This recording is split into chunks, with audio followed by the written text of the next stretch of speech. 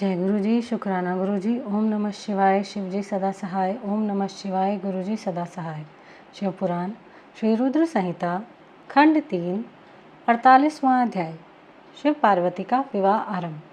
ब्रह्मा जी बोले, हे नारद, गर्ग मुनि की आज्ञा के अनुसार शैलराज हिमालय ने कन्यादान की रस्मों को निभाना शुरू किया।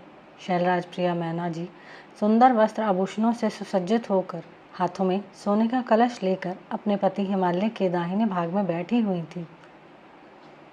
शैलराज हिमालय ने भगवान शिव का पाद्य से पूजन करने के पश्चात सुंदर वस्त्रों, आभूषणों एवं चंदन से उन्हें अलंकृत किया तथा ब्राह्मणों से बोले कि हे ब्राह्मणों, अब आप कन्यादान हेतु संकल्प कराइए।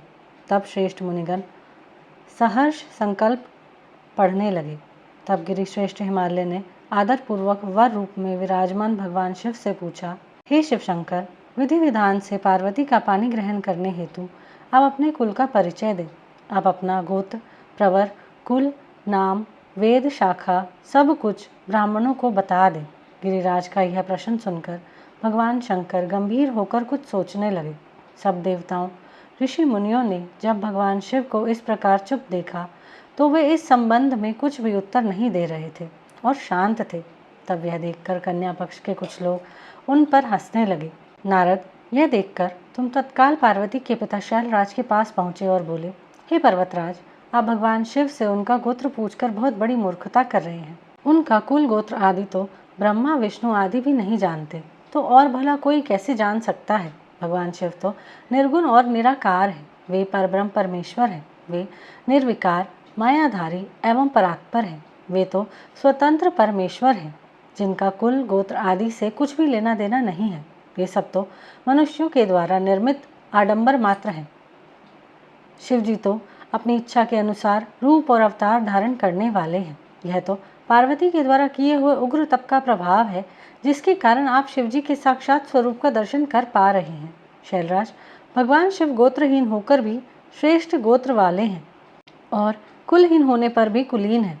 इनकी विविध लीलाएं इस चराचर संसार को मोहित करने वाली हैं। हे गिरिश्रेष्ठ हिमालय, नाना प्रकार की लीला करने वाले इन भगवान शिव का गोत्र और कुल नाद है। शिव नादमय है और नाद शिवमय है। नाद और शिव में ही कोई अंतर नहीं है। जब भगवान शिव ने सृष्टि की रचना का विचार किया था, तब सबसे पहले शिव जी ने नाद को ही प्रकट किया था। इसलिए अब आप व्यर्थ की बातों को त्याग कर अपनी पुत्री पार्वती का विवाह यथाशीघ्र शिव जी के साथ संपन्न करा दो। नारद, तुम्हारी बात सुनकर शैलराज हिमालय के मन में उत्पन्न हुई शंका समाप्त हो गई। तब हम सभी देवताओं ने तुम्हें धन्यवाद दिया कि तुमने इस विषय पर स्थिति को चतुराई से संभाल लिया। यह सब जानकर वहाँ उपस्थित सभी विद्वान प्रसन्नतापूर्वक बोले कि हमारे अहोभाग्य हैं जो आज हमने इस जगत को प्रकट करने वाले आत्मबोध स्वरूप स्वतंत्र परमेश्वर, नित्य नई लीलाएं रचने वाले त्रिलोकीनाथ भगवान शिव के दर्शन कर लिए हैं।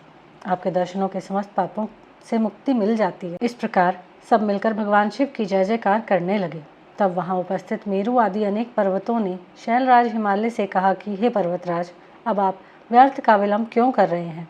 जल्दी से अपनी कन्या पार्वती का दान क्यों नहीं करते? तब हिमालय मैना ने प्रसन्नतापूर्वक अपनी पुत्री पार्वती का कन्यादान कर दिया। कन्यादान करते समय पर्वतराज बोले, हे परमेश्वर, करुणा निधान भगवान शिव, मैं अपनी कन्या पार्वती आज आपको देता हूँ। आप इसे अपनी पत्नी बनाकर मुझे और मेरे कुल को कृतार्थ करें। इस प्रकार शैलराज हिमालय ने अपनी पुत्री पार्वती का हाथ व जल भगवान शिव के हाथों में दे दिया। तब सदाशिव ने वेद मंत्रों के वचनों के अनुसार मंत्रों को बोलते हुए देवी पार्वती का हाथ लेकर पृथ्वी का स्पर्श करते हुए लौकिक रीति से उनका पानी ग्रहण स्वीकार किया।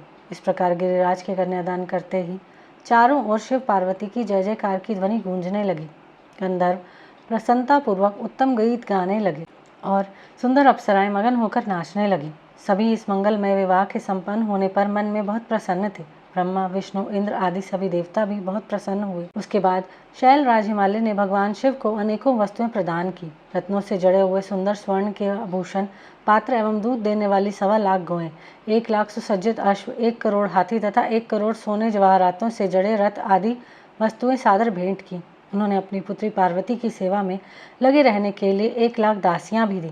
तत्पश्चात विवाह में पधारे अनेक पर्वतों ने भी अपनी इच्छा और सामर्थ्य के अनुसार उत्तम वस्तुएं शिव पार्वती को उपहार स्वरूप भेंट की।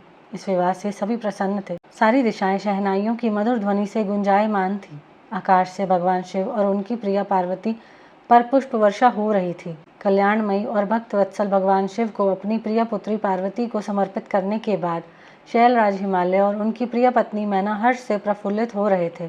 शैलराज हिमालय ने यजुर्वेद की मध्यांजनी में लिखे हुए स्तोत्रों द्वारा शुद्ध हृदय और भक्ति भाव से भगवान शिव की अनेकानेक बार स्तुति की।